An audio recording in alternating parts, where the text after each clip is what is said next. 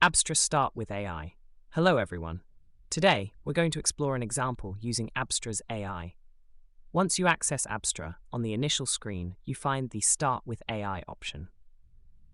By clicking on this option, we can begin by specifying what we want to create. Here, we'll create a reimbursement workflow.